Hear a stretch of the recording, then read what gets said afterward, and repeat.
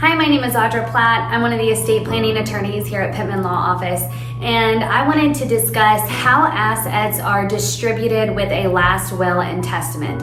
So a last will and testament applies to assets that are owned by a deceased person and that do not have a beneficiary on them. So let me give you an example. If I own a bank account with my husband, it's a jointly owned account. If I die first, it goes directly to Wes. No probate, no trust, it just goes directly to him via the ownership because we are joint owners on it. Another example, if I have an account that's in my name alone and I have Wes as a beneficiary on it, sometimes known as a POD or a TOD, transfer on death or pay on death, that money will go directly to Wes when I die when he presents a death certificate.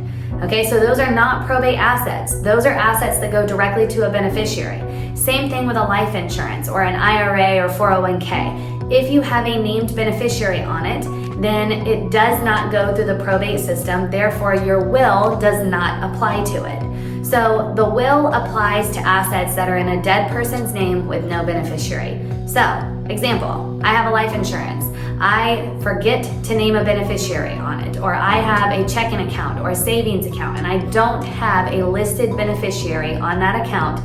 That is a probate asset, and the last will and testament will determine who that asset goes to. So when we do will-based estate plans here at Pittman Law Office, it is very important that we discuss beneficiary designations and ownership of assets because we want to try and minimize the amount of assets that go through probate because it can take a lot of time and it can be very expensive depending on the assets that go through probate.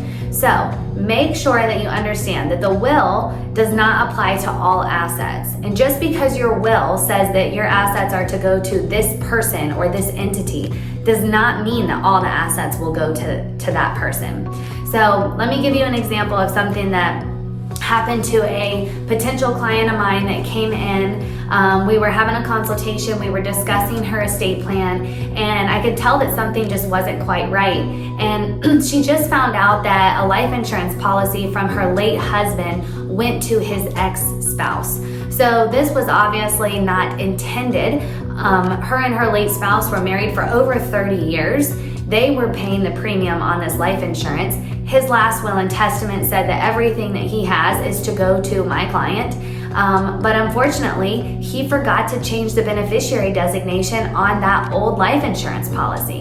And that policy went to ex-wife because she was named. So your last will and testament does not dictate where those assets go who have named beneficiaries on them. So go back, check your beneficiary designations and check them often. Also, think about ownership.